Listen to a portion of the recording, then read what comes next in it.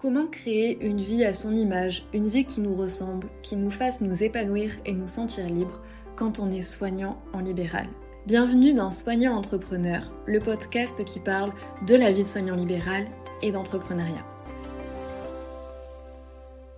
Salut et bienvenue dans un nouvel épisode de Soignant Entrepreneur. Aujourd'hui, je suis avec John qui est infirmière et entrepreneur. Salut, Hello! comment tu vas? Super bien, je suis très contente de te retrouver. J'avais vraiment hâte de faire ce podcast.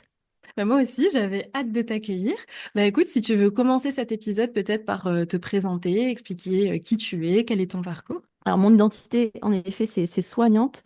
Encore plus que infirmière, je crois que je suis aide-soignante de cœur parce que j'ai commencé comme ça en faisant fonction dans un EHPAD un été, ou comme un job d'été où je suis restée pendant 2 ans.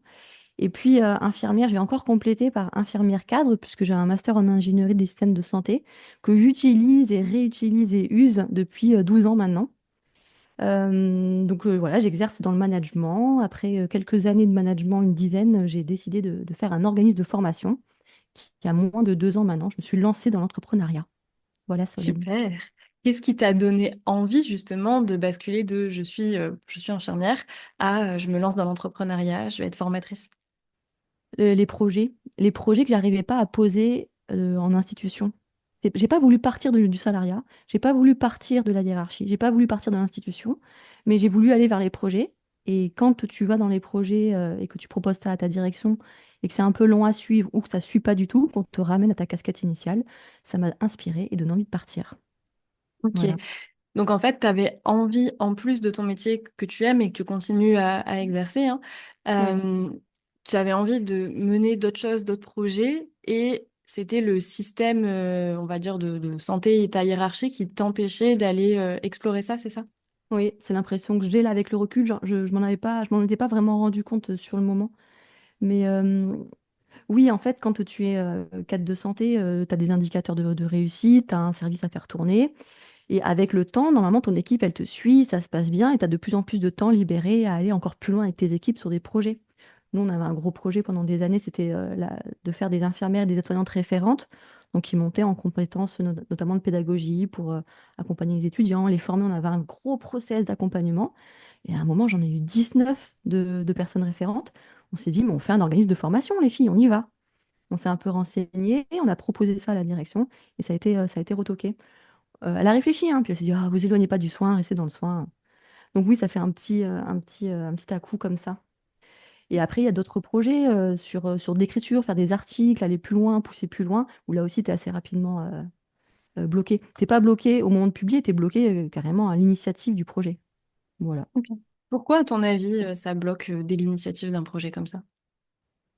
Alors moi, je dis souvent, ils ont pas la vista, ils ont pas la vista. Et ça revient, tu vois, en tant qu'entrepreneuse, t'es obligé d'avoir une vision de où tu veux être dans 6 mois, dans un an, dans 2 ans. Sinon, les actions que tu mets aujourd'hui, elles vont pas être pertinentes. Donc je crois que c'est ça, ils ont pas la vista, ils sont directeurs, ils sont posés, ils ont pas la vista, ils ont pas de Ok. vision. Et leur Et la, intérêt, la pourtant, peur, la peur aussi. la peur de Tu- quoi? la peur de nous mettre dans une situation où on va avoir moins de temps pour la partie cœur métier, qu'après on vienne leur reprocher peut-être. Voilà. On dit un truc, je peux dire des gros mots sur ta chaîne ou... Tu peux. C'est anatomique.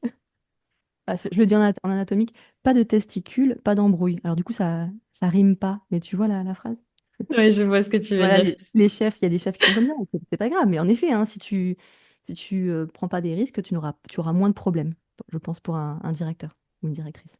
Pourtant, si on voit le directeur comme un chef d'entreprise, comme tu dis, en tant que chef d'entreprise, il faut avoir cette vision, il faut avoir cette capacité de prendre des risques. Mm. Et pourquoi les chefs d'entreprise dans le soin n'arriveraient pas à avoir cette attitude-là qu'on est censé avoir quand on est entrepreneur, à ton avis?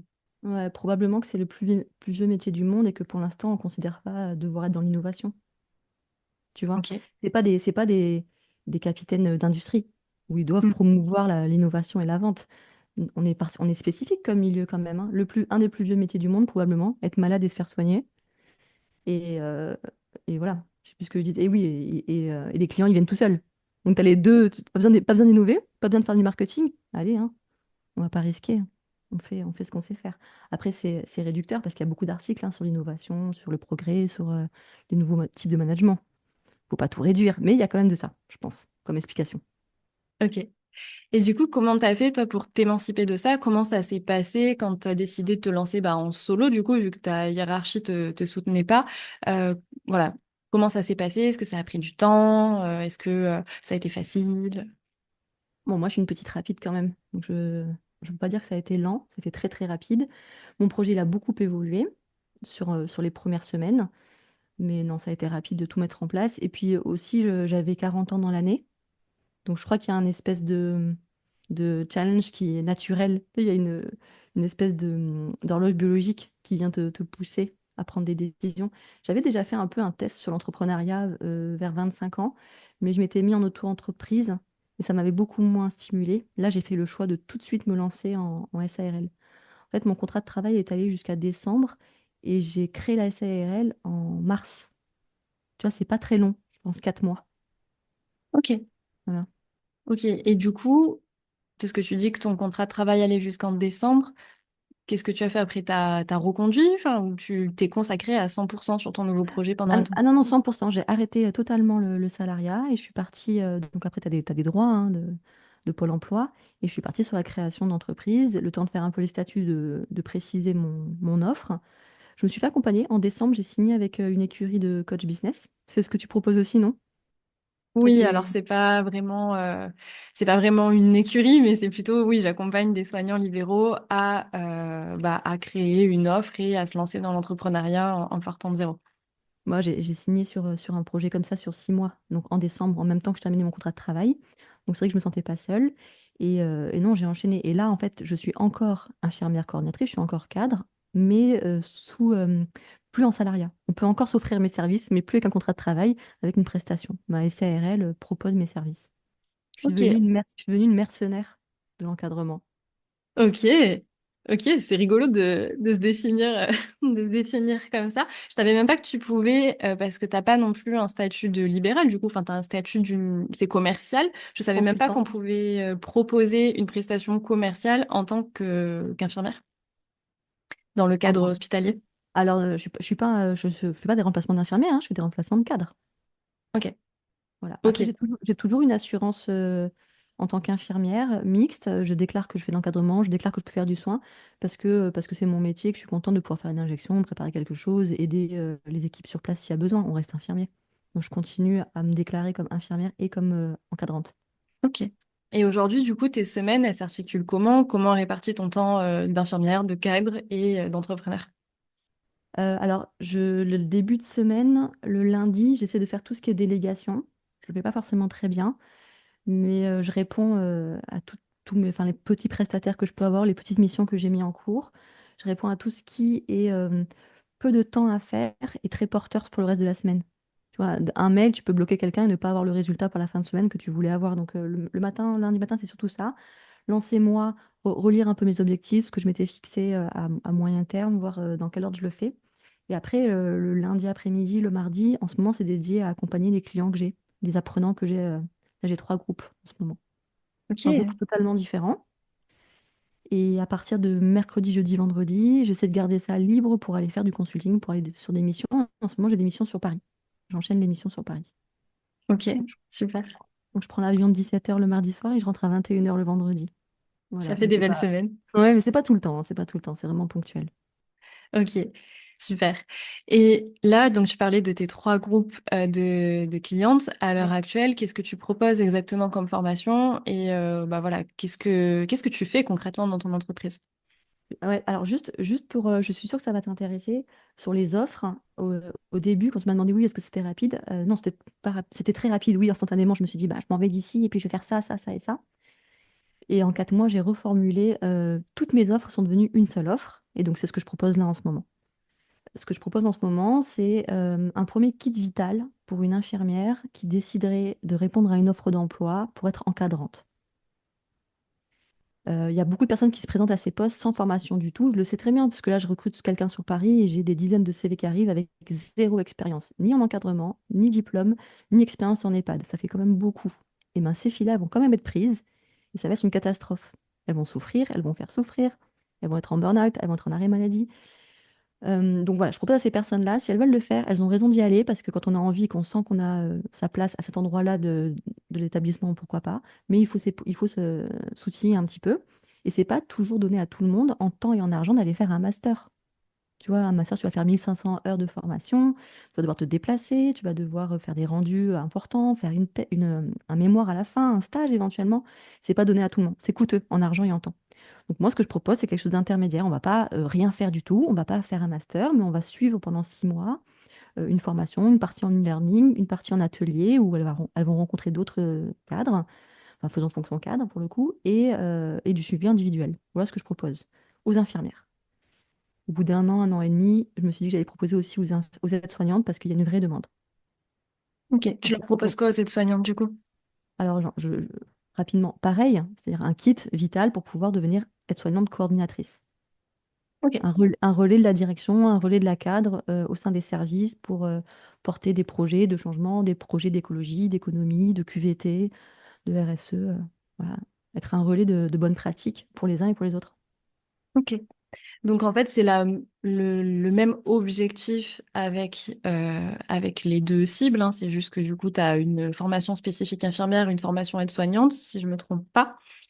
Ouais. Euh, Avec ça, au-delà du fait de- d'offrir un accès à de la connaissance, à de la formation beaucoup plus simplifié qu'un master, c'est quoi ton objectif? C'est quoi l'impact que tu as envie d'apporter dans le monde du soin à travers ton offre? Alors déjà qu'il y a un peu moins de turnover chez les cadres parce que c'est vraiment délétère pour les équipes. Ce sera la première résultante, ça va être ça, parce qu'une personne qui est formée à des outils de productivité, à des outils de communication, qui est au clair avec les attentes des tutelles, elle va forcément avoir une espérance de vie plus longue. Donc moins de changements, bonne ou mauvaise, alors, il y aura moins de changements. Après, chacun a quelque chose à apporter à l'institution. On ne revient pas sur ça. Donc déjà ça. Ensuite, si elle est un peu meilleure et qu'elle est bien dans sa peau, puisqu'elle a les outils, puisqu'elle a une connaissance claire de son environnement et des attentes, elle va forcément être meilleure avec les équipes. Donc elle va mieux encourager. Il y aura peut-être moins aussi de turnover chez les équipes. Il va y avoir un meilleur accompagnement sur les carrières en interne, sur la valorisation des talents. Donc Ok. voilà, j'ai beaucoup d'espoir pour cette formation. Ton cheval de bataille, c'est plutôt, même si j'imagine que les deux sont liés, mais ce qui te tient le plus à cœur, c'est plutôt d'améliorer le confort, si je peux dire, professionnel de professions qui sont clairement très souvent en souffrance, ou ton but, c'est plutôt derrière de te dire que les patients, du coup, seront mieux encadrés. C'est quoi qui te tient le plus à cœur entre les deux étant évidemment liés, mais toi, c'est quoi qui t'a motivé à faire ça? Bien sûr qu'on y pense. Je peux pas je peux pas te faire une différence. Je peux juste te dire que quand on veut atteindre quelque chose, c'est-à-dire la qualité des soins, et peu importe ce qu'on veut atteindre dans la vie, il faut commencer par un pas. Un pas, ça va être la qualification, à mon sens, des cadres intermédiaires, des cadres de contact. Tu vois, c'est le fameux 1% quotidien, c'est le fameux le pas à pas. Pour moi, un pas vers une meilleure vie pour tout le monde, mais y compris les familles qui sont à domicile et qui se disent est-ce que mon papa, ma maman en EHPAD est heureux? Tu vois, ça va jusque-là. Parce que t'es mieux dans la société si tu sais que tes parents ils sont correctement accompagnés par une équipe dans un EHPAD. Donc c'est encore plus... c'est sociétal, la démarche là. Tu Carrément. sais, Et ça commence par des soignants qui sont bien dans leur peau, bien dans leur métier. bah oui, qui sont encadrés par des personnes qui sont gentilles, qui sont elles-mêmes sereines dans leur vie, qui sont au clair sur les objectifs du groupe. Tout le monde est plus serein pour travailler. Toi, quand tu étais uniquement, entre guillemets, avant d'être entrepreneur, infirmière cadre, et du coup, Mhm. est-ce que toi-même, tu étais épanouie dans ce que tu faisais et tu as juste eu envie de plus, ce que la hiérarchie ne t'a pas permis de faire, ou toi-même, tu ressentais une forme de frustration? Moi, je suis d'un naturel quand même optimiste. Je suis naturellement heureuse, naturellement enthousiaste pour ce que je fais. Quand je ne le suis pas, je change rapidement de carrière ou de quotidien. J'ai des troubles du sommeil très rapidement. Je sais qu'il y a un truc qui va pas, je cherche ce qui va pas. J'actionne beaucoup de choses dans la même semaine et il y a tout qui change autour de moi. Donc c'est assez rapide. Je peux pas dire que j'étais malheureuse. Après, oui, des petites frustrations. Mais j'ai rapidement pris une décision. Voilà. Ok. Ça, C'est c'est pas bien grave. parce que il y a beaucoup de soignants qui sont très attachés à leur identité de soignant, mais avec tout ce qu'elle implique, c'est-à-dire le fait d'avoir pour vocation de soigner des gens et de le faire des fois presque bénévolement. Enfin voilà, il y a des gens qui sont très attachés à ce mode de fonctionnement-là, qui ont beaucoup de mal à en sortir, à prendre la décision de changer de fonctionnement, en fait, changer de paradigme, même si je peux dire. Euh, D'où ça devient, toi, à ton avis, cette capacité à passer à l'action, à dire bah, si ça me convient pas, je change. Et quel conseil tu donnerais à quelqu'un qui se sent pas forcément bien justement dans son métier, mais qui n'arrive pas à prendre des décisions comme toi tu le fais? Et c'est à la mode, hein, mais être accompagné, avoir un coach, bien le choisir quelqu'un en qui vous avez confiance, qui vous inspire, c'est, ça change la vie, hein. Et j'ai pas mal de personnes autour de moi qui y croyaient pas forcément et qui ont fait appel récemment à des coachs et qui ont pris des décisions qui étaient, ils ont tourné des pages, ils ont écrit des pages de leur vie. Ils ont construit une vision. Peut-être se faire accompagner. On n'arrive pas à prendre les bonnes décisions pour soi-même. On a du mal. On a du mal. Avoir quelqu'un qui connaît des outils pour nous ouvrir les yeux et pour nous aider à, à voir les arguments, c'est intéressant. Voilà. Après, ça a un coût.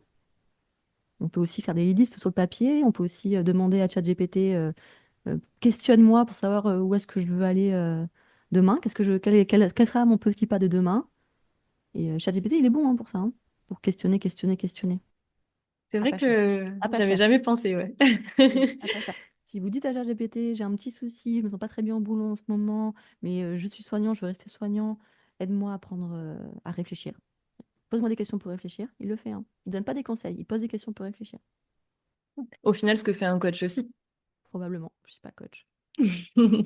En coaching, c'est vrai qu'on a plutôt tendance ouais, à recevoir des questions. À ton avis, toi, qu'est-ce que tu dois faire? Et au final, on a beaucoup de réponses qui sont déjà en nous et on a juste besoin de quelqu'un d'extérieur pour nous permettre d'aller les chercher. Mm. Ouais, un miroir. Après, il y aura un débat à voir si ChatGPT va remplacer les coachs demain, mais ça, c'est un autre sujet. T'inquiète? Non, non, non, je suis pas inquiète pour ça. Du moins pas dans l'immédiat. ChatGPT, c'est aussi un très bon outil pour réfléchir et pour avancer sur ses idées tant que c'est bien utilisé. Ouais.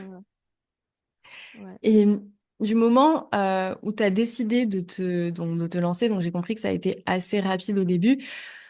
En tant qu'entrepreneur, on entend souvent que bah voilà, l'entrepreneuriat, c'est des hauts et des bas, qu'il y a des difficultés, qu'il y a des remises en question. Est-ce que toi, t'en as eu des remises en question? Ou est-ce que ça a toujours été linéaire? Tu savais où tu voulais aller et ça a été une autoroute? Non, je sais que je vais continuer encore un moment. Euh, il y a des difficultés, c'est énorme, hein, c'est sinusoïdal, les journées, il y a les hauts débats, et je me rends compte très régulièrement que c'est pas à la portée de tout le monde, c'est pas pour nous lancer des fleurs, mais je me dis, mais quel chemin, mais c'est pas possible, là encore, cette saisie que j'ai fait ce matin pour EDOF, là, pour le CPF, mais tout qui s'efface, je repars pour 1 heure de saisie, et puis il fallait comprendre, je me suis dit, mais ils testent mon QI en faisant ce dossier, qu'est-ce qu'ils testent? Du rédactionnel, des numéros, mais qu'est-ce que c'est que ce truc? Et c'est pas la première fois, et le Calliope, c'est aussi pareil, il faut être qualiticien, ou alors il faut accepter de se faire, de dépenser de l'argent pour se faire accompagner. On peut pas faire une petite entreprise, ça veut dire, c'est trop compliqué. Il n'y a pas de demi-mesure, c'est les mêmes, euh, c'est les mêmes démarches et c'est les mêmes exigences si tu as 150 salariés, formateurs et équipe administrative que si tu es seul comme moi. Enfin, moi, je suis plus vraiment seule maintenant, mais donc oui, il y a tout le temps. Et après, il y a des personnes aussi dans l'entrepreneuriat qui se battent avec eux-mêmes sur les siestes, l'heure du lever, comment travailler, dans quel ordre procéder. Ça, pour moi, c'est pas un challenge. Mais oui, c'est pas facile, hein. C'est pas Non, facile. c'est clair que c'est pas facile et que ça demande, on va dire, de l'adaptation et de la résilience. Mm. Je précise juste pour les personnes qui nous écoutent et qui sont pas forcément au fait, ce dont tu parlais, c'est le fait de certifier ton Parcours. voilà ton parcours en tant que formation. Et en fait, il y a différents degrés de certification. Soit tu vises le plus haut degré de certification, hein, si je dis pas de bêtises. Et donc, c'est un peu un parcours du combattant Oui. pour le faire valider. Et en fait, vous aurez des challenges à la hauteur des objectifs que vous visez. Bon, donc là, c'est un parcours du combattant à la hauteur de l'objectif qui est visé, c'est-à-dire avoir le plus haut niveau de reconnaissance pour ton organisme au final. Mm. Pour les personnes qui participent à la formation, moi, mon organisme, s'il n'avait pas de nom, c'était bien aussi. D'ailleurs, je trouve très mal choisi mon nom. C'était choisi en 1 seconde, hein. C'est des genres de choses que moi, je me pose pas beaucoup de questions sur les logos, sur les noms. Pourtant, bon, il paraît que ça a du sens. Mais, euh, mais oui, en effet, les étapes, elles sont du niveau de ce qu'on va se mettre comme objectif.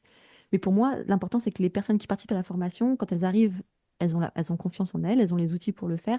Et quand elles donnent leur CV, c'est reconnu.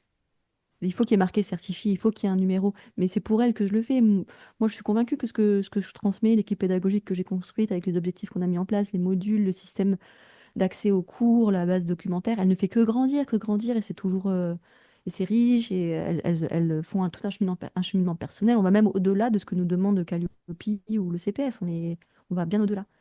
Mais c'est bien d'avoir le stamp, là, le tampon, le numéro, la certification, l'épreuve officielle. C'est bien pour les CV. Elles se sentent encore mieux, les personnes qui ont passé l'examen. Ouais. C'est intéressant ce que tu dis parce que tu dis que donc c'est pour elle avant tout et que toi, de toute façon, tu as confiance en ce que tu fais. Il y a beaucoup de gens qui sont quand même très attachés aux certifications, aux diplômes, Surtout notre etc. milieu. Surtout dans notre milieu. Et pourtant, dans ce que tu dis, en fait, que tu aies cette certification ou non, toi, tu as confiance en ce que tu fais et tu sais que c'est qualitatif. Et en fait, la qualité n'est pas à l'image forcément d'une certification. Quelque chose peut être très quali sans certification. Et du coup, voilà, je trouvais ça intéressant parce qu'il y a beaucoup de gens qui se bloquent par rapport à ça en disant, mais j'ai pas fait de formation diplômante dans tel milieu, alors que la personne est pourtant ultra experte dans ce Mm, qu'elle fait. Et il y a beaucoup de gens qui se freinent par rapport à ça. mm, mm. Il faut se faire confiance, et puis il faut faire confiance aussi aux personnes qu'on a choisies. Des fois, avant, quand j'étais pas à Calliope, j'étais en contact avec des personnes, et au-delà de l'aspect financier, parce que à cette époque-là, la formation n'était pas remboursable ou finançable, parce que c'est pas remboursable, c'est finançable par le CPF. Elles devaient financer avec leurs petits sous, comme je dis, et elles avaient du mal à investir sur elles-mêmes. Il y avait deux problèmes. Il y avait un, moi-même, est-ce que je le vaux? Donc l'image qu'elles ont d'elles, elles ne voulaient pas investir sur elles-mêmes. Et deux, investir combien d'argent? Est-ce que ça vaut le coup? Est-ce que ça vaut la formation? Est-ce que ça va être reconnu derrière? Donc les deux mots n'allaient pas. Moi, je leur donnais comme argument, il faut investir sur vous-même, vous êtes votre plus grande richesse, les humains, c'est la plus grande richesse. Oui, mais bon, elles n'ont pas confiance en elles, elles n'en valent pas la peine. Et là, est-ce que nous, on en vaut la peine, et quelle légitimité on a? Ben, la légitimité du cœur, parce que quand vous êtes happé par une publicité plutôt qu'une autre, que un sommaire vous paraît pertinent, et que la personne en face, elle vous parle et c'est agréable un moment ensemble, il faut se faire confiance. Mais se faire confiance, c'est encore Ouais. une grosse question, quoi. C'est pas évident parce que souvent, les personnes, au moment d'investir sur elles, euh, bah déjà, voilà, il y a toutes ces questions-là qui viennent en tête, comme tu viens de l'évoquer. Et en fait, il y a peut-être l'émotion qui te dit vas-y, mais tu as toujours la tête qui vient te dire attends, est-ce que je suis pas en train de faire une bêtise? Est-ce que j'ai pris la bonne décision? Est-ce Mm. que je vais être capable d'aller au bout? Encore récemment, moi, j'ai eu quelqu'un en appel pour entrer dans mon accompagnement. Elle me disait, mais en fait, si je viens et que j'arrive pas à passer à l'action, et ça, bah, c'est sûr que nous, en tant que personnes qui accompagnons, on peut pas le faire à la place des gens. Non. Mais c'est vrai que c'est dur de se faire. Je trouve que c'est encore plus dur pour les personnes de se faire confiance à elles-mêmes que de faire confiance à la personne qui va les accompagner. Oui, c'est vrai. Des fois, elles disent, mais je doute pas de toi, hein. Je doute pas de toi, mais moi, je sais pas si je vais arriver après à prendre la place de coordination, de chef. D'ailleurs, j'ai des personnes qui ont du mal à aller postuler, hein. Là, j'en ai quelques. Dounia, si tu m'entends, si tu regardes le podcast, voilà, il postule pas, alors que totalement capable, totalement en fin de formation. Non, elle va attendre la certification pour aller postuler, mais allô? Tu leur dirais quoi à ces personnes qui se disent, bah, je doute pas de toi, je doute de moi? D'aller avoir une discussion avec leur père et leur mère, peut-être, voir d'où ça vient, pourquoi tu. Et puis, qu'est-ce qui s'est passé les fois où finalement, en effet, ça n'a pas été à la hauteur de ce que tu avais fixé comme objectif? Qu'est-ce qui s'est passé? Qu'est-ce qui s'est passé? Pas grand-chose, tu as recommencé. Je vais rentrer dans les clichés, hein, mais bon, la grosse différence entre l'échec et une réussite, c'est un essai de plus. La grosse différence entre la fois où j'ai fait à mon nom une entreprise et la fois où j'ai fait le SRL, c'est que cette fois-ci, je me suis pas donné le droit à l'erreur. En tout cas, je me suis pas donné le droit à l'échec. À chaque fois que ça marche pas, ben, je me dis juste que je vais aller boire un thé, prendre une douche, et puis recommencer, me reconnecter à Head-Off. C'est juste un essai de plus. C'est juste un essai de plus. Je suis totalement d'accord avec ça. Et qu'est-ce Mm. qui fait justement que la première fois que tu avais ouvert une entreprise, ça n'a pas fonctionné? J'étais passionnée par beaucoup d'autres choses. Ah, peut-être la partie sociétale. Mes produits, mes offres étaient essentiellement sur de la communication. Donc, je faisais de l'infographie, je faisais des cartes de visite, les petits. Bon, t'as pas connu Solène, mais à une époque, il y a une vingtaine d'années, on aimait bien avoir des gros bracelets en plastique en guise de carte de visite. C'était avec marqué le nom de la boîte de nuit, le nom du restaurant, le nom du produit. T'as connu du coup ou pas? J'ai C'est vrai que connu, je le voyais. Il y a 20 ans, je t'avoue que j'étais pas en âge d'aller en boîte. Bon, Mais oui, c'était avant je vois le style. c'était avant les QR codes. En fait, c'était une façon de donner ton numéro de téléphone dans ton entreprise sous forme d'un petit bracelet qui passait à l'eau. Donc, on faisait ça dans le sud de la France, dans Ibiza, Saint-Tropez, tout ça. C'était dans ces endroits-là que ça avait été lancé. Voilà, je vendais ça, je vendais du rosé du rosé qu'on pouvait boire en boîte de nuit, qui était une toute petite bouteille. Au lieu d'avoir une dans un verre, ça permettait aux boîtes de nuit de vendre du rosé aussi. Bon, et en fait, je crois qu'il n'y avait pas d'intérêt sociétal. Et je crois que ça m'a aussi démotivée. Et en même temps, après, je suis rentrée à l'école d'infirmière. Et pour moi, c'était beaucoup plus intéressant. J'ai fait ça, cette entreprise, entre faisant fonction aide-soignante et aller, ok, je rentre à l'école d'infirmière. Ok. Et Ouais, donc, c'est qu'en fait, ça a balayé tout. C'est que c'était pas bon, ma voie. Ça il n'y avait m'intéressait pas de pas. mission en fait Ouais, derrière. ouais. Pour qu'une entreprise fonctionne, il faut une vision, il faut une mission. Et je pense que si t'as pas ça derrière, effectivement, ça Mm, peut pas perdurer, quoi. mm. Oui, Mm. je préférais faire quelque chose de plus légitime aussi avec un vrai diplôme. D'abord faire un vrai diplôme. Ouais. Alors que qu'est-ce qui te rassurait dans le fait d'avoir un vrai diplôme? C'était le côté d'avoir un backup si derrière tu lançais quelque chose ou... Non, parce qu'il n'y avait pas d'idée du tout de derrière retourner après dans le libéral, enfin dans l'entrepreneuriat. D'ailleurs, à l'époque, je pense pas qu'on disait entrepreneuriat, on disait avoir une entreprise. Il n'y avait pas tout ce monde-là. Euh, Répète ta question, Solène. Dis-moi, qu'est-ce qui m'a... Est-ce que c'était le fait de te dire je vais avoir une sécurité, je vais avoir un backup qui t'a poussé à vouloir avoir un diplôme malgré tout? Je sais pas. Peut-être, hein, peut-être. Moi, je suis une fille de commerçant, d'artisan. Il n'y avait pas forcément de gros diplômes. Peut-être que j'étais contente d'avoir ça. Je sais pas. Je sais pas. Après, j'étais contente d'apprendre aussi, de rentrer dans une institution, appartenir à un groupe, à un métier, une corporation comme ça.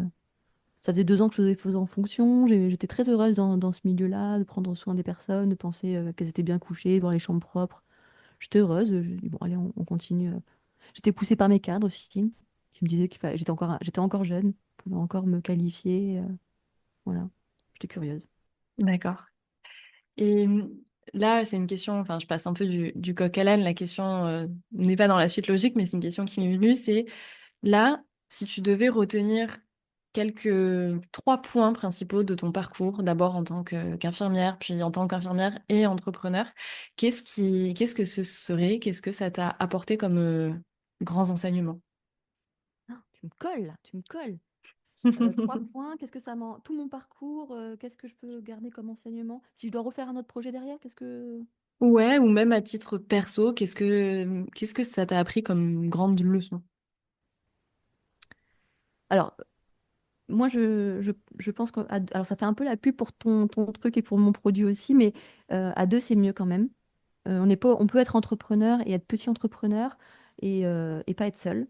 Donc, c'est bien de se rapprocher de nos communautés où on peut recevoir des informations, c'est un peu utilitariste, mais aussi où on peut être dans le même milieu, avoir des points communs, des discussions enrichissantes. Donc, peu importe ce qu'on fait, à chaque fois, chercher la communauté qui est contente d'avoir ces valeurs-là et de parler de ces sujets-là. Parce que c'est pas à la maison qu'on va avoir le plus de soutien. Bon, moi, à la maison, j'ai beaucoup de soutien, mais c'est pas à la maison qu'on va avoir le plus de soutien ou c'est pas la famille qui va vraiment comprendre ce qu'on est en train de faire. Donc, avoir une communauté. Peu importe. Moi, j'étais dans l'armée pendant des années, après infirmière dans le soin, là, dans l'entrepreneuriat, toujours aller dans son milieu. Pas que, mais voilà, le milieu. Deuxièmement, la théorie. Il faut pas la lâcher. Il faut pas la lâcher. Il faut se programmer dans la semaine ou dans le mois, si c'est difficile dans la semaine, des temps où on vient reprendre la théorie, relire un livre qui nous avait plu ou en chercher un nouveau, écouter un podcast qui peut être intéressant. Moi, j'écoute beaucoup de podcasts sur l'entrepreneuriat. Ça me plaît. Et vraiment, en fonction de ce que j'ai envie, je vais chercher après une petite lecture. Là, c'est nouveau. Je me remets à beaucoup lire maintenant. Et oui, je me dis, il faut beaucoup lire. Et les groupes que j'accompagne, là, en ce moment, il y a des groupes qui ne veulent pas aller à la théorie. Ils veulent faire que de la pratique, que de la pratique. Et c'est bien faux. Ça veut dire fermer les yeux, oublier et s'asseoir sur tout ce que les gens avant nous ont théorisé et ont consacré comme expérience. C'est se priver de l'expérience de quelqu'un. Donc théoriser, prendre du temps pour théoriser, même si on est tout le temps même si c'est un quart d'heure. Et en trois, vivre dans le présent. Alors ça va à l'opposé de la vista. D'accord. Mais il y a un temps pour tout. Une fois qu'on a posé la vista, il faut faire confiance à la Solène et à la John qui a posé la vista il y a une semaine, il y a 3 mois. Il faut la relire ponctuellement, il y a réajuster si besoin, mais en tout cas, il faut s'y raccrocher. Et ensuite, vivre dans le présent. Qu'est-ce que je mets en place aujourd'hui comme action, maintenant et maintenant, qui n'attendront pas pour aller vers cette vision. Ouais, c'est intéressant. J'aime bien les trois conseils que tu donnes. Euh, je vais rebondir sur le premier que tu disais, c'est pas à la maison que tu auras du soutien. Et j'ai envie de dire, même si à la maison, tu as du soutien, euh, les personnes en fait autour de toi, elles ont beau te soutenir et approuver ce que tu fais et être derrière toi. Si elles font pas la même chose que toi, elles ont pas non plus forcément la possibilité de t'apporter, comment dire, enfin, le soutien, mais dans le sens peut-être qualitatif ou concret par rapport à ce que tu fais. Enfin, je m'exprime mal là pour le coup, mais vraiment de comprendre ce que tu fais et de t'apporter les réponses appropriées. Elles peuvent te soutenir émotionnellement, te dire c'est bien ce que tu fais, je suis derrière toi, mais elles vont pas pouvoir te porter littéralement dans ton projet. Donc c'est pour ça que je pense que c'est important aussi d'être, même si vous êtes soutenu à la maison, d'être entouré d'autres personnes qui font la même chose que vous. Ouais, t'as raison. Ce que tu cherchais comme mot, c'est spécificité et consistance. Ce qu'on n'aura pas à la Certainement. maison, voilà. Si tu es vraiment, vraiment bien soutenu et dans l'amour, tu vas quand même avoir des personnes en face de toi qui n'ont pas forcément la spécificité pour mettre de l'eau à ton moulin et la consistance dont tu as besoin pour aller aussi haut. Exactement. Exactement. Pour la théorie, je suis totalement d'accord avec toi aussi. Et le troisième point que tu as dit, c'était Le le présent, présent, bien sûr. le Mais le présent, présent. mais bien sûr. Mais en plus, ça, j'approuve totalement. Et ouais, le fait de se dire, de comprendre que c'est une montagne à gravir et que, ok, c'est bien, mais que si tu regardes le sommet de la montagne, tu vas te casser la figure. Regarde d'abord où tu mets les pieds. Perds pas de vue que ton objectif, c'est le sommet et un Mm, pas après l'autre, vas-y, quoi. mm, Donc mm. j'aime beaucoup tes trois conseils. Merci, merci. On n'avait pas préparé, ça tombe du chapeau. Tu me Ah rappelles oui, demain, je t'en ressors trois autres. Je pense des fois, il y a je te tellement de choses qu'il rassure, faut prendre en compte. la question m'est sortie de mon chapeau aussi. Elle n'était pas du tout dans mes notes, elle était nulle part, là, elle m'est venue comme ça. Je Et voudrais, je voudrais une oui, question bonus, mais qui pourrait aller dans théorie pour vraiment qu'on comprenne. C'est tous les outils. Dans la théorie, vous allez chercher tous les outils et toute la précision de ce à quoi servent, à quoi ils servent. Par exemple, la planification, c'est vraiment une grosse problématique que j'ai chez mes accompagnés. Elles ne planifient pas, elles ne savent pas à quoi servent les outils, elles font des checklists pour tout et pour rien, un tableau de bord, le lien entre tout ça, comment les choses s'imbriquent. Et c'est là, donc c'est bonus, attention à la planification, attention à l'utilisation de vos outils quand vous en avez. Revenez à leur mode d'emploi et que ce soit juste. Si vous sentez que ça sert à rien un outil, alors qu'il y a plein de gens qui l'utilisent et qui arrivent à révolutionner le monde avec ça, c'est que vous ne savez pas l'utiliser. Donc dans la théorie, il y a ça, il y a aller récupérer des bons outils. des bons outils et savoir les utiliser. Eh oui, eh oui. Faire des checklists, c'est pas suffisant.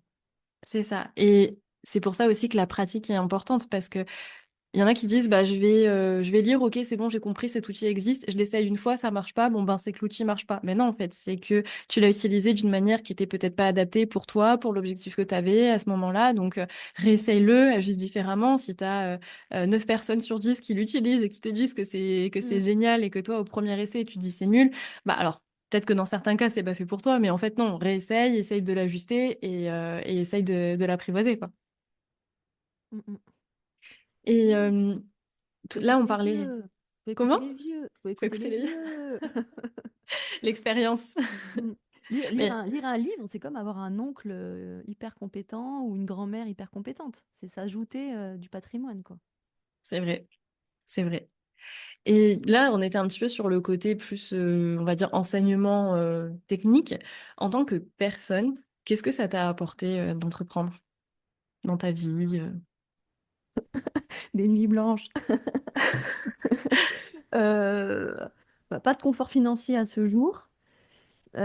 Pas... Intellectuellement, je me disais que finalement, si j'allais au bout de ce projet en me disant c'est un échec, ou si j'allais au bout de ce projet en me disant je revends ma boîte parce qu'elle peut valoir de l'argent dans un an, dans 2 ans, est-ce que je retourne à IDEC pur salarié? Ce sera non. Ce sera non. J'adore ce métier. Il faudra toujours que j'ai un pied là-dedans. Mais malheureusement, avec tout ce que j'ai appris là en compétences techniques et en compétences de technique, tout ce qui est digital, réseaux sociaux, influence, et puis en compétences administratives, toute la démarche qualité, le Qualiopi, le CPF, les DOF, je pourrais, enfin, j'ai trop cheminé maintenant. Je me sentirais, voilà. Donc, ça m'a apporté que bah, j'ai tourné une page, j'ai vieilli, hein. Oui, Mais après, moi, je mets la valeur travail très, très, très en haut dans ma hiérarchie des normes. Je suis travail. Et donc, ma sphère privée est très dans le public. Enfin, mes valeurs sont les mêmes, mes compétences que je mets en œuvre sont les mêmes. Je suis la même personne dans les deux cas. Enfin, je crois. je peux pas te dire. Je crois, je crois. Donc, oui, bon, personnellement, pas beaucoup de sous, beaucoup de nuits blanches, beaucoup de soucis, de la peur. Bon, pas des choses super, mais je pense que c'est un peu tôt. 2 ans, 1 an et demi, c'est un peu tôt pour réellement avoir du recul sur ça. C'est vrai qu'un an et demi, c'est tôt. Euh, souvent, il faut un petit peu plus de temps avant que ça prenne. Enfin, il y a des personnes qui réussissent très très vite, mais Mm. souvent, il faut quand même un petit peu de temps avant d'avoir vraiment de résultats. Euh, Pourtant, là, ce que tu mets en avant, c'est quand même des choses, c'est pas très, ça vend pas du rêve hein, quand tu parles de nuit blanche, etc. Désolée. Mais non, mais c'est surtout pourquoi, malgré tout, continuer en fait. C'est ça la vraie question. Quand on a mon âge, après on sait hein, que c'est un cycle, que forcément il faut manger un peu de pain blanc, noir, peu importe, pour après passer un repas différent. Je sais que je suis en train d'investir pour le coup et que je le mérite. Voilà. Et que si je le fais pas moi, personne ne le fera. Donc Mm. je suis en train d'investir sur une structure qui me fait vivre moi intellectuellement, qui m'anime. J'adore me lever, j'adore faire mes petits tableaux de bord et avoir plein de nouvelles idées, de choses que je pourrais mettre à disposition des jeunes IDEC. Et surtout, et ce qui m'anime, et je sais que je suis en train de le construire, c'est la communauté des personnes qui sont IDEC et diplômées par booster de carrière, qui vont après rentrer dans l'équipe pédagogique, qui vont après relayer la bonne parole auprès des équipes. Et je suis convaincue que ça, c'est une nourriture intellectuelle. Donc, ça, oui, ça m'amène ça. Et enfin, partout, il faut pas avoir peur de changer de métier, il faut pas avoir peur de changer d'équipe quand les filles ne veulent pas passer d'une équipe à l'autre, d'un étage à l'autre. Il y a des gens merveilleux partout, partout où je vais, là. Que ce soit dans la formation continue, que ce soit dans les réseaux sociaux, les personnes comme toi que je rencontre via Instagram. Il y a des gens super partout. Quand je fais des remplacements dans les équipes, il y a des gens partout, à Paris, en Alsace, partout, ils sont super. Faut pas avoir peur. Ouais, c'est explorer quoi. Voilà. Et s'il y a des temps un peu plus difficiles, là, comme là, où c'est un peu plus trouble, en effet, pour moi, où c'est en train de se mettre en place, je sais que c'est amusant. Je préfère ça que de pas avoir cette occasion de vivre ça et d'être dans une espèce de routine avec une équipe fixe, sympathique, mais finalement où il n'y a plus de mystère.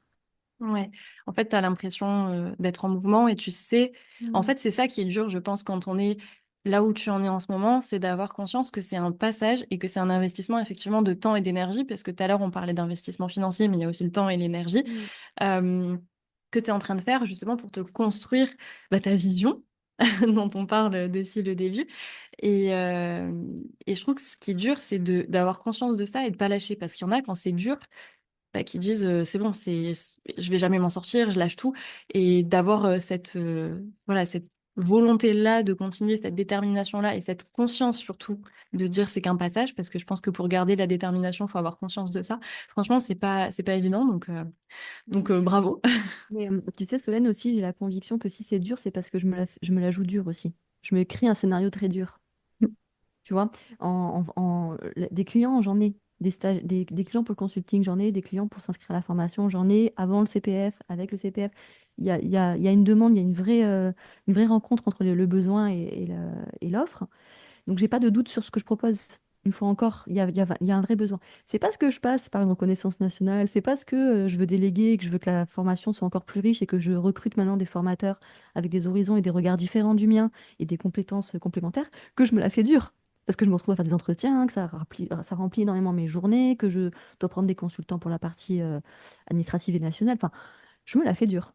Donc je me dis, c'est pas, je me sens pas accablée par la vie en me disant, mais c'est vraiment dur ce que je fais, l'administratif, c'est vraiment horrible. Non, c'est moi qui choisis des parcours semés d'embûches, quoi. Semés, je suis gentille, remplie.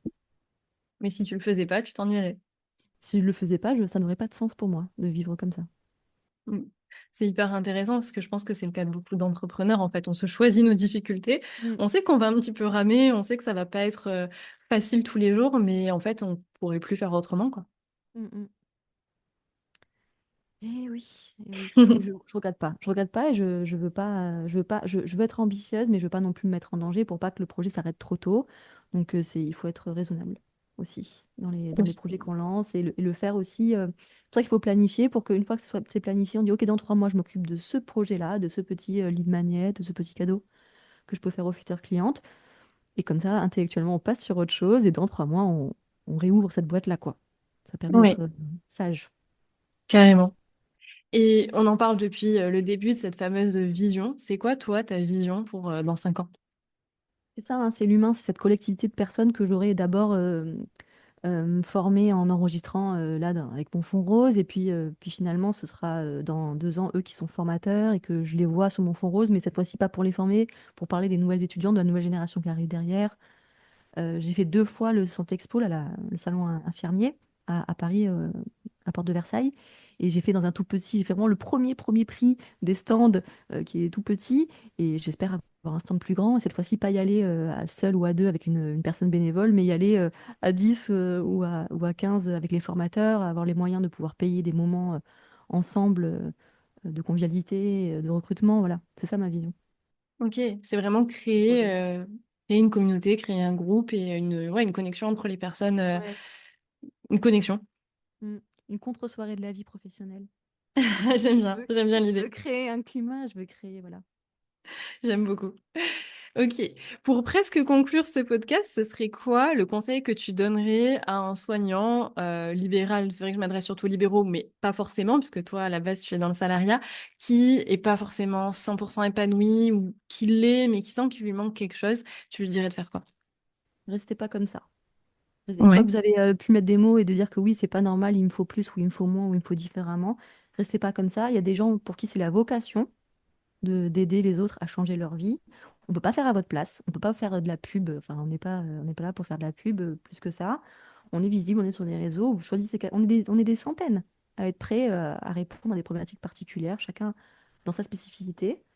Et nous, on a choisi de faire ce qu'on savait faire le mieux, je crois. Enfin, donc faites comme ça, soyez fiers de vos envies. Pas tout le monde qui en a. Voilà, vous risquez pas grand-chose, hein. C'est clair, En c'est plus, clair. maintenant, avec les nouveaux formats, il y a plein de gratuits. Vous pouvez avoir un premier entretien avec quelqu'un qui échange sur enfin, qui vous questionne pour déjà vous aider un petit peu et vous débloquer. Donc profitez de ces moments-là. On a tous des rendez-vous comme ça possibles. Oui, bien sûr. Puis il n'y a pas de... Enfin, aujourd'hui, il y a tout qui est à portée de main, en fait. Si Mm. tu as envie de faire quelque chose, tu prends ton ordinateur, tu ouvres Instagram, tu ouvres Google, en 2 secondes, tu trouves quelque chose qui peut répondre à ta problématique. Et effectivement, il y a déjà pas mal de contenu gratuit pour avancer. Et comme tu disais, au pire, tu risques pas grand-chose, d'autant que si tu es dans le soin, tu as déjà a priori un diplôme qui te sécurise et que si, quoi que tu lances, ça fonctionne pas ou tu veux faire machine arrière, et ben ton diplôme, il va pas s'envoler en fait et tu pourras Oui, toujours voilà. retourner à la case départ. Oui, oui, c'est pour ça que tu me poses cette question-là, mais en effet, on a nos métiers où on retombera toujours, on sera toujours à nouveau utile, on sera toujours à nouveau accueilli dans une équipe qui a besoin de nous, qui a un poste vacant depuis des mois, on sera toujours utile. Donc si on veut pendant un temps faire quelque chose, j'allais pas dire faire autre chose, mais faire quelque chose, parce qu'on reste le soignant, peu importe dans quelle spécificité après on va évoluer. Ah ouais, il faut y aller. Et par contre, par rapport au contenu gratuit, c'est une façon de débloquer un peu et d'y voir plus clair. Mais ne restez pas sur des contenus gratuits parce que quand vous êtes accompagné, c'est exponentiel. Les actions, comment vous les mettez en place, comment elles sont structurées, la charge mentale en moins, il n'y a pas de recherche à faire, tout est cadré. Moi, je me retrouve à faire, j'ai pris un consultant qui n'était pas le bon. Et je me retrouve à faire des choses maintenant que j'aurais dû faire il y a 6 mois. Et du coup, je perds un peu de temps sur le projet, sur notre projet, avec les stagiaires finalement, sur la reconnaissance du diplôme. Donc, il faut rapidement choisir les bonnes personnes. On gagne un temps, mais un temps. Ouais. C'est ça, tout est possible seul, mais en étant accompagné par les bonnes personnes, tu peux faire x10. Et encore, je pense que je suis gentille Mm, sur le temps gagné, en fait. mm. Et quand on choisit des personnes qui font ce que vous voulez faire ou qui ont fait ce que vous voulez faire, c'est comme si vous mangiez de son cerveau, quoi. Vous devenez un peu, elle vous démultiplie son expérience, ses erreurs, les choses qu'elle serait prête à refaire, elle vous les divulgue. Donc c'est vraiment un cadeau. Moi, demain, si je me lance dans n'importe quoi, je reprends un accompagnateur. Sûr, Mm. sûr. Là, en ce moment, je grabouille, je dessine ce que je faisais pas du tout avant. Bah, tout de suite, là, j'ai envie de prendre un cours de dessin. Tout de suite. Je Complètement. veux plus faire ça, je veux plus être seule. C'est tellement mieux d'être guidée.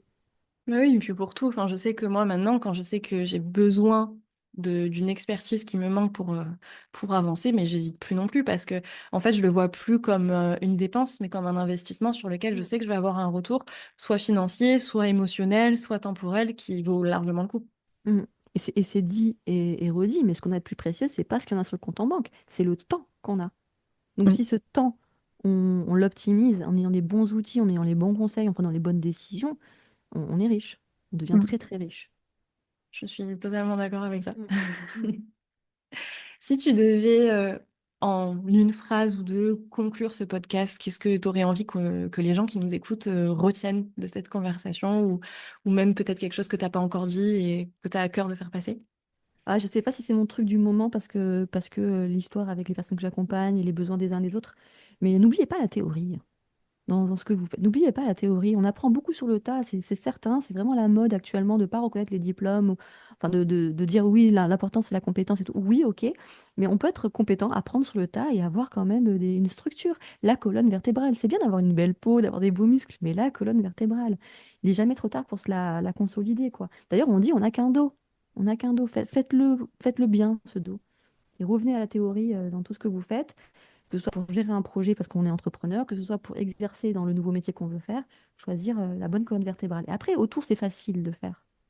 Je sais pas si c'est le bon. Mais bon, tu me prends de court. Reviens dans un quart Oublie, d'heure, moi je j'aurai encore parle. une nouvelle fin. Mais oui, il y a cette théorie, quoi. Et n'ayez pas peur. La peur, Ok. c'est un sentiment qui... Non, ça évite pas le danger. N'ayez pas peur. C'est facile, hein, c'est facile à dire, mais c'est moins facile à mettre en place, je pense, quand on a toujours fonctionné retenu par ses peurs. Je suis totalement d'accord avec toi. Et maintenant, je pars du principe que si t'as peur, fais-le. Si t'as peur, c'est qu'il faut que tu le fasses. Ok, Mais ouais. C'est que c'est un pense signe. c'est ça. Si t'as peur, Ouais. c'est que tu sais que ça va te faire sortir de ta zone de confort. Et sortir de sa zone de confort, c'est le seul moyen d'évoluer. Donc, ma philosophie maintenant, c'est si ça te fait peur, fais-le. Mais je pense que pour les personnes qui ont toujours fonctionné en étant retenues par leur peur, c'est pas évident. Et je pense qu'il faut un temps entre je l'entends, je le comprends, et j'arrive vraiment à l'intégrer. Et pour ça, je pense que le seul moyen, c'est de se mettre un petit coup de pied, de passer à l'action un jour ou l'autre. Oui, c'est bon. Merci, John. Bah écoute, je te remercie pour cet épisode, je te remercie pour cette conversation, c'était très intéressant. Si ça vous a plu aussi, n'hésitez pas à mettre 5 étoiles sur le podcast, à mettre un petit commentaire et à le partager à d'autres soignants, entrepreneurs ou pas encore, qui auraient besoin de l'entendre. John, on peut te retrouver sur Instagram, je mettrai le lien de ton compte Booster de carrière. Yes. Exactement. Et Bon, sur LinkedIn, John Prisuski ou Booster de carrière. On a les deux. ok. Bah, je le rajouterai aussi. Je te remercie pour cet échange. Merci Solène, c'était super. Merci beaucoup à toi.